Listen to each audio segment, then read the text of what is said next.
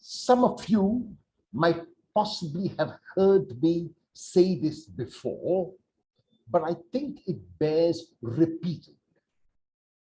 All married men and women are saints. You, as married men and women, live extremely challenging lives. You preach the gospel without having ever gone near the lectern because you preach through your lives. The unconditional love that you share for one another and those who are blessed with your children, the manner in which you keep looking after your children, nurturing them, nourishing them, giving them all that they need, really places you, in my eyes, on a pedestal. And because you live such challenging lives, I really want to salute you. I want to congratulate you, and I want you to continue to realize that God will bless you. In the gospel text of today, which is taken from Mark chapter 10, verses 1 to 12, Jesus realizes this.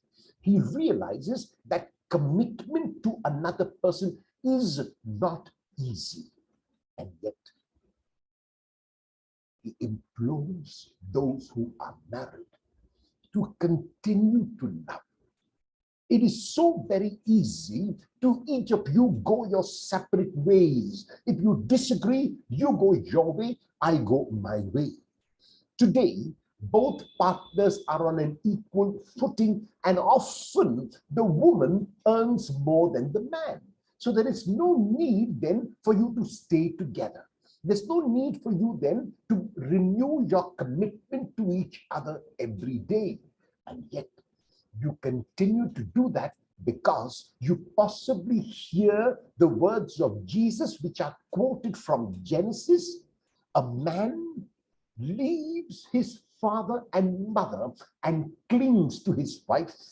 I would add, a woman leaves her father and mother and clings to her husband, and the two remain one for the rest of their lives. It is a challenge, and that is why you are the true saints. Today, the Lord is asking us to be true to our commitment.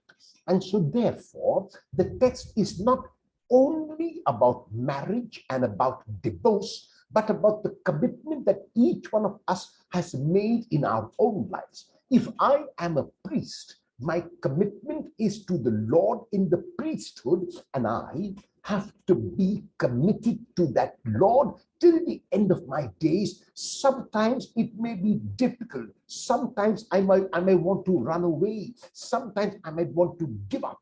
The Lord is telling me what he's telling married couples. No, you have to persevere. And let me share this with you, that when you are depressed, when you are frustrated, when you are upset with your partner, with your spouse, with your children, with your parents, it is the worst time to make a decision. All too often, decisions are made rashly, in a fit of anger, in a moment of upset feeling, in a moment of frustration, and then, unfortunately, later, that decision is regretted. To be sure, sometimes the husband can be a real pain. The wife can be a real pain. The children have gone astray, and there is no agreement in the family at all. And yet, in spite of all this, to continue to love unconditionally is the challenge. It is easy to continue to love in the form of the barter exchange. Your wife loves you, you love your wife, your husband loves you, you love your husband, your children are doing well. At that time, there is no problem. Marriage remains a bed of roses. But when the thorns come into married life, then there is a tendency to give up. When the thorns come into the priesthood, there is a tendency to give up. When the thorns come into religious life, there is a tendency to give up. And to all of us, the Lord is saying that you have made your commitment eternally. You have made your commitment for the rest of your life. Stick to that commitment for a few days and you will see that things change. Avoid making decisions rashly, especially if it is about very, very important things in your life, like marriage, your commitment to the priesthood, your commitment to religious life, your commitment to whatever else you have committed your life to. Will you avoid making decisions when you're upset and ensure that you are at equanimity before you can decide, especially about important events in your life?